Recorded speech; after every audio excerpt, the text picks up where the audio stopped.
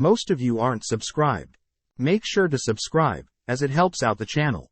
Without further ado, deep in a forest, our MC dodges an incoming monster, seemingly communicating with something. As our MC dodges every single attack from the monster is suddenly shot by a projectile, killing it, as our MC leaves with his animal companions. As the monster dies, we see it leave behind a red crystal core, housing the monster's soul. Cutting to the Adventurers Guild, in the town of Faston, we overhear Gale, an adventurer, rambling on about a slime capable of breathing fire.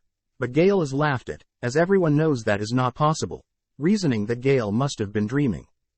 Just then, our MC, Yuji, enters the guild, with his blue coat and pet slime, chatting to the receptionist. Seeing Yuji return so soon, the receptionist assumes that Yuji had given up on his assigned quest, but Yuji corrects her, asking his pet slime to spit out the flowers he's collected for the quest. Handing over hundreds of dry flowers, Yuji impresses everyone, as he finishes his quest so fast, even though he has the tamer class.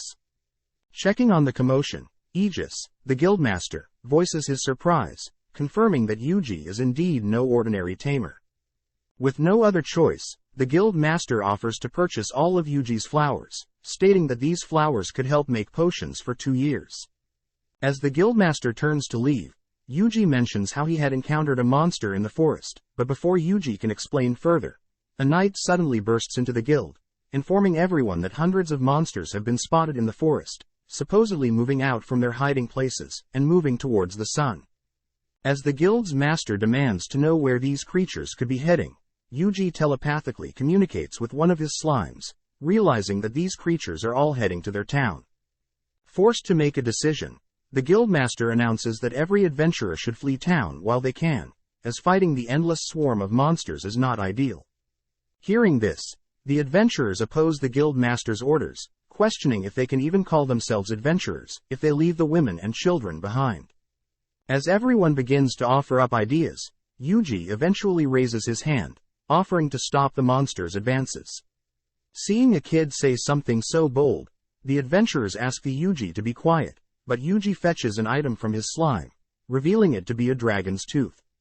Apparently, Yuji states that he is capable of mimicking a dragon's breath by consuming the tooth, but everyone thinks he's making things up.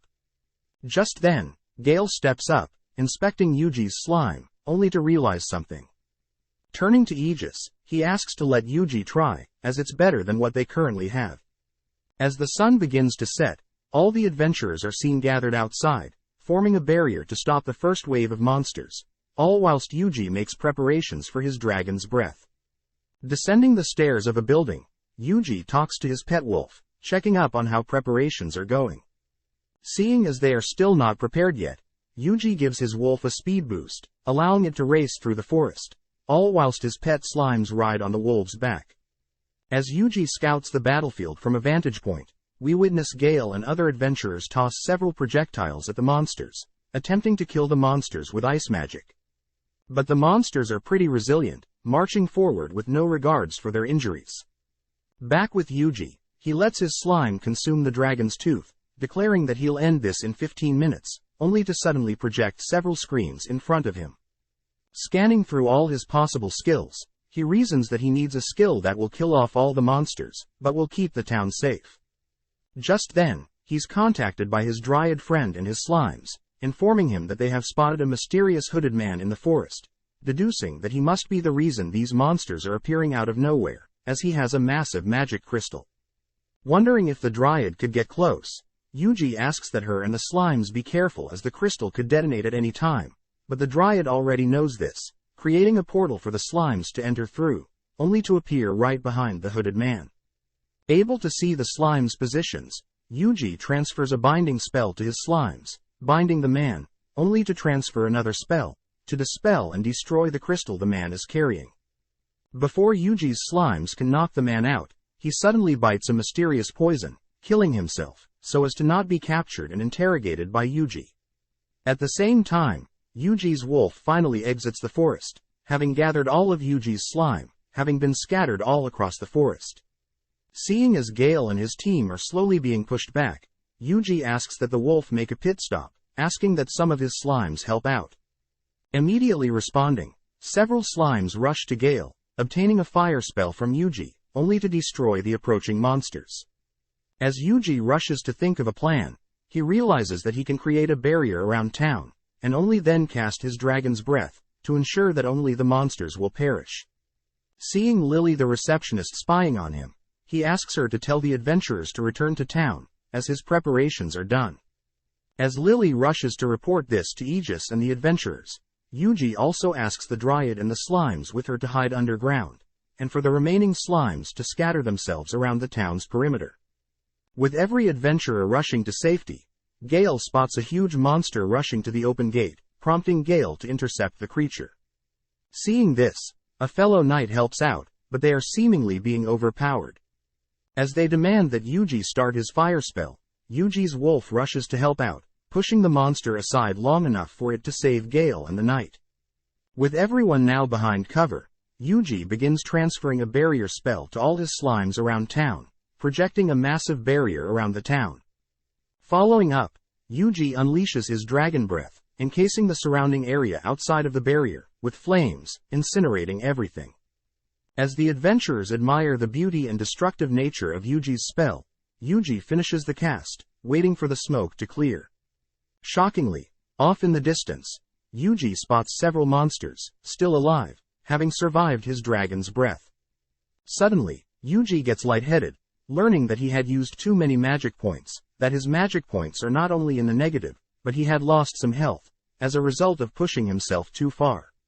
Knowing that he has enough health for one more, Yuji readies his slime, erecting the town's barrier once more, but as Lily tries to stop him, Yuji simply casts his dragon breath once more, killing off the remaining monsters, but in exchange he finally blacks out.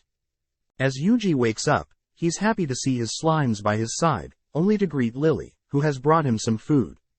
At the same time, Aegis and some adventurers have made their ways into the forest, finding the burnt body of the hooded figure, stumbling onto something that Aegis recognizes. As Yuji thanks Lily for the meal, he's happy to learn that the town's folks are celebrating their survival, all thankful that Yuji saved them. Turning to Yuji, Lily asks why Yuji would put his life on the line to save a town he has no connection to, but as Lily sees Yuji's blank expression, she reasons that she should leave him alone for now. Now alone, Yuji begins thinking back on his previous life, miserable in his office job. As the night goes on, Lily returns with more food, but is shocked to see that Yuji has disappeared, having left town with his pets, moving on to his next destination. The next morning, Aegis is impressed that Yuji had left without wanting any fame or reward, but more importantly, Aegis tells Lily that the hooded man in the forest was carrying a device that most likely belonged to a dangerous cult that has been popping up everywhere. As we pan out, we see that Yuji is listening in on their conversation with his slime, but at the same time, he has made it to his next destination. Cutting to a tent, late at night, a mysterious old man declares Yuji as their target, but he and his men admit that they know little about Yuji's history. Having made it to Killia, Yuji, his slimes and his wolf all talk about their favorite foods, which makes them all realize that they've traveled for a while without stopping to eat. Looking around, they spot a butcher, asking if they could purchase a ton of meat. As Yuji and his companions munch on the chunks of meat, Yuji suddenly sees a crowd forming, learning that a high priest from Central is visiting, which makes Yuji wonder what is so special about them. Heading to re-register at a guild, the receptionist checks Yuji's class, sad to announce that Yuji can't be an adventurer, since he is of the tamer class. But upon looking at his skills, she notes how he has the ability to track enemy positions, making Yuji quite valuable, as it's known such a skill reduces death rate by 80%. Just like that, Yuji is now an adventurer in the town of Killia, heading to the quest board to find a quest. As some quests need multiple people, Yuji is greeted by Rhodus the dagger expert, Tina the archer and Lisa the lancer. As Lisa gets close to Yuji, she points out how she doesn't recognize him, prompting Yuji to officially introduce himself, revealing that this is his first party quest. As Yuji reveals his class as a tamer, Rhodus gets annoyed, wondering if Yuji can even fight or defend himself, but Tina and Lisa butt in, pointing out that Yuji is capable of tracking enemies, making him very useful as they prefer to avoid most enemies, and only fight when need to, as their quests only requires them to investigate. Additionally, Lisa and Tina point out how Rhodas is suspicious, as there are rumors that his previous party had gone missing, and that he had abandoned them. Seeing his 3 party members arguing, Yuji can't help but be reminded of his previous life, but his daydreaming is cut short, as the gang head out. Going over the plan, it's revealed that they are tasked with locating the Earth Dragon, a powerful creature, so it's best if they don't engage. Their positions will be Rhodas in the front, Tina in the middle, Lisa in the rear, and Yuji behind her, where he'll be tasked with locating incoming enemies. As the gang head through the forest, Yuji uses his wolf and slimes to patrol the area ahead, relaying necessary enemies immediately to Yuji. As Yuji's companions get fired up, Yuji orders them to not fight, as he has other plans. Just then, the companions run into enemies, which Yuji then announces to his party that there are 5 wolf monsters up ahead. Hearing this, the party are impressed, but Rhodas is skeptical, rushing ahead, only to confirm the Yuji was right. But, as they count the creatures, they realize there are only 4 wolves, realizing that one is attacking from above. Before Yuji can intervene, Rhodas readies his dagger, slaying all the wolves, impressing the others. With Rhodas warming up to Yuji, the gang continue on their path, but as night begins to fall, they decide to set up camp off their path, stating that bandits may attack them, so it's best to sleep in an unorthodox place. As the gang begin eating their dinner by a campfire, the girls ask how Yuji became so good at tracking enemies, but Yuji states that he doesn't know, and that one day he just figured it out. Hearing this, the girls get suspicious, as most trackers are taught by professional trackers, but before the girls can press further, Rhodas interrupts, changing the topic. Rhodas states that they'll take turns watching their campsite, whilst the others sleep. Rhodas states that Tina will start, then Rhodas, then Yuji and finally Lisa. Hearing this, Yuji thinks about how caring Rhodas is, as he had intentionally placed the girls first and last, to ensure that they get the best amount of sleep. Flashing back, Yuji is seen waking up in a mysterious place, having fallen asleep in front of his computer at his office job, only to awaken with a status window in front of him. Reading his stats, Yuji greets a slime, who guides Yuji to an abandoned hut, noting the vast amount of books that have been abandoned. Opening up one, Yuji unknowingly opens a grimoire of divine destruction, acquiring fire, water, earth and wind magic, along with a boost to his health and MP. Suddenly, hundreds of slimes gather around him, all asking to be tamed. As Yuji complies, the slimes begin reading the remaining books, all of which grant Yuji more unique skills. With new skills, Yuji was now able to speak and listen to the slimes, but just then, Yuji was brought back to the present, waking up, as he reveals that it's been a week since he came to this world. Just then, Yuji's companions alert Yuji that Rhodas had run off, but Tina and Lisa are missing as well. As the companions follow after Rhodas, they try their best to hide, realizing that Lisa and Tina are also following Rhodas, having suspected Rhodas is up to no good. Seeing Rhodas suddenly stop in the middle of the forest, Lisa and Tina grow nervous, readying their weapons, fearing that Rhodas may find out they are tailing him. But Rhodas gets distracted, tossing his dagger at one of Yuji's slimes. As Rhodas goes to check on his kill, he's surprised to see his dagger didn't hit anything, but it's because Yuji had turned his slimes invisible, allowing them to continue undetected. Continuing deeper into the forest, Rhodas is seen jumping over several traps, heading into a hut, greeting the mysterious old man. As Yuji listens in, it's revealed that Rhodas is working for this old man, offering to capture Tina and Lisa, who'll be sold for high prices, whereas Yuji can be left alive, since Yuji is a tamer and won't be worth much. Pleased with Rhodas's work, the old man begins rambling on about a prophecy regarding a calamity under a blue moon, but before he can finish, one of the traps Rhodas had set up is triggered by the girls. With Rhodas immediately sprinting to the trap's location, Lisa and Tina both know that the only way out is to fight, but suddenly everyone hears a mysterious sound, unable to recognize the shape of the creature making the sound. Since they've never seen this creature before, the old man calls his men to wait in the hut and avoid fighting it, but it's revealed that the monster is just Yuji's companions stacked on each other. With the girls safe for now, Yuji searches through his skills, stopping on Ice Spell, but reasons he should use a weaker one, not wanting to harm anyone. Placing his slimes around the old man's hut, Yuji transfers the Ice Spell into the slimes, simultaneously casting the ice spell and freezing the hut. As Yuji reveals himself, the girls are amazed that his slimes were capable of such a feat. With all three inspecting the hut, they realize that the old man is Gelios, an infamous bandit, which Yuji recognizes as a wanted criminal. With one of his slimes storing Gelios in its stomach, the girls wonder if they should head back, as the quest seems impossible without Rhodas, but Yuji states that they should continue the quest, reasoning that the girls can be trusted. As the girls prepare to search for a new campsite to move to, as their current one may be targeted, Yuji suddenly tosses one of his slimes into the air. Having found a perfect spot, Yuji stuns the girls, showing off the slime's ability to start a fire, set up tents and survey the area. As the girls head to sleep, Yuji stands guard, thinking about what the prophecy the old man was talking about, able to deduce that the Blue Moon of Salvation is the cult related to the attack in the previous town. But Yuji is unable to figure out what this calamity, the prophecy, speaks of. With only the girls left, Yuji and his party make their way towards a cliff, hoping to spot the Earth Dragon from afar. But when a gust of wind brushes past Yuji, he suddenly finds something off with the breeze, learning that the wind must have come from the Delight Canyon, or commonly known as the Valley of Wind, where tales say the Earth Dragon resides. As the gang continue through the forest, Yuji reports that his slimes haven't encountered the Earth Dragon yet, but Tina and Lisa are unfazed, as they have full faith in Yuji and his companions.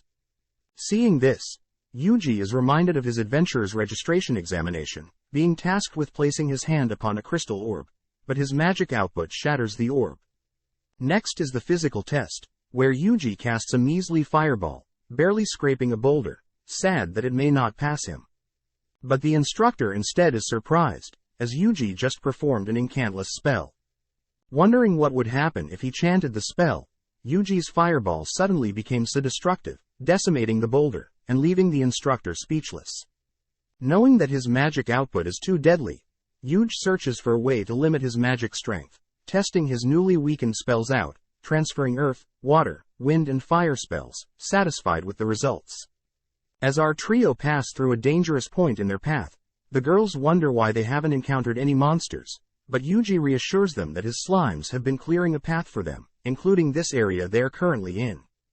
Just then, the skies are suddenly covered in a dark purple mist, prompting Yuji to scan the area with his slimes, but he doesn't see any monster that could have caused this. Elsewhere, Branch Chief Rayard and Father Stale witness the same purple sky, leading Father Stale to reveal the prophecy involving this mysterious calamity Yuji doesn't know about. Apparently in the books Father Stale has read, the calamity is a dragon that appears not too far away from Yuji and his party.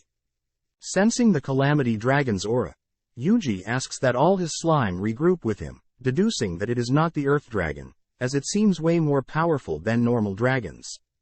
With the girls suggesting they flee, our trio are forced to take shelter in the Delight Canyon, but just in case Yuji has his wolf survey the area ahead of their path. As Yuji's companions run into low-tier monsters, they easily slay each one, but their companions are suddenly hit with a burst of wind, wondering if the Earth Dragon truly is in this canyon. Nonetheless, they ignore the origins of the wind for now, as we cut back to our trio, who have made it to the corpses of the creatures the slime slayed, impressed that the slimes are so capable. Running into a flame bear, Yuji's companions manage to slay the bear and make it out of the canyon, reporting to Yuji that they've carved a path for his party, but before our trio can continue on their path, the Earth Dragon emerges, having been hiding beneath the ground. With the girls running to take cover, Yuji stands strong, wondering how strong the Earth Dragon is, poking at it with his weakened earth and fire magic. Wanting to try out more powerful spells on the dragon, Yuji creates a smokescreen blocking the girls' vision temporarily. He then leads the dragon away from the girls, blasting it with a potent fire spell, completely incinerating it, as all that remains is the dragon's bones. Seeing the girls rush to check up on him, they wonder how Yuji had managed to conquer such a powerful creature, but Yuji is able to convince them that he had ignited some highly flammable ores in the surrounding area, successfully hiding his capabilities. As our trio return to the guild, they are happy to report that they've not only slayed the Earth Dragon, but they were able to capture some wanted bandits. Due to their massive feat, they are awarded over 14 million gold coins. Hearing that Yuji was the leader that accomplished these feats, Chief Rayard asks to speak with Yuji privately. Sitting in on a gathering between important people, Rayard starts the meeting, stating that they will be discussing the appearance of the Calamity Dragon, formerly known as the Blue Dragon of Delight. With Father Stale sitting across from Yuji, Yuji is asked to give a description of the dragon, having seen it firsthand. Searching through his skills, Yuji grabs a piece of paper, recounting an image of the dragon, only to sketch up an image of what he saw. Next up, Father Stale shows off his book of legends that has past stories of the Blue Dragon, but admits that some of the book's pages are missing. Reading through, Father Stale states that the Blue Dragon is capable of wiping out the world in 3 days, but in the past there was a divine emissary, with powers that rival a god, that was successful in defeating the creature. But hearing this, Rayard states that they can't be hoping for miracles, as this book can't be fully trusted. Just then, Rayard is reminded of a ritual that took place 30 years ago, when the moon had eclipsed the sun. The ritual had intended to summon a spirit to this world, and the spirit was meant to appear 1 week ago, but they haven't received any word that the ritual was successful. Hearing this, Yuji finally understands why he was brought to this world, as the Blue Dragon must have appeared, as a way to balance out Yuji's arrival to this world. Out of nowhere, Yuji hears that the Blue Dragon is growing in size, and the darker sky most likely has something to do with the dragon's growth in size. Knowing that there is little time left, Rayard states that the next morning, they'll gather as many people as possible, attacking the dragon with all their firepower, but first everyone must rest up. Heading to a tavern, Yuji and his companions replenish their strength with some food, even chatting with Tina and Lisa, who both are happy that Yuji will be fighting alongside them, having full faith that Yuji will slay the dragon. That night, Yuji chats alone with Father Stale, who gives Yuji a divine gift, having sensed something from Yuji. Opening the gift, Yuji sees a dagger, scanning the dagger's stats, and learns it's the dagger of Kethis, able to focus magic effects. Wondering why he's being given something so precious, Father Stale states that he knows Yuji is the chosen one, sending him off. Later that night, Father Stale and his apprentice Jonathan pray for a successful battle tomorrow. At the same time, Yuji lays in his bed, thinking about the battle to come tomorrow, but is saddened, as he knows that many lives will most likely be lost tomorrow. Suddenly, Yuji gets a report that the Blue Dragon's size is growing exponentially, meaning that it is only getting stronger the longer he waits. Thinking back, Yuji recounts how his skills are not ordinary, giving him an idea. Thanks for watching. Subscribe, like and comment.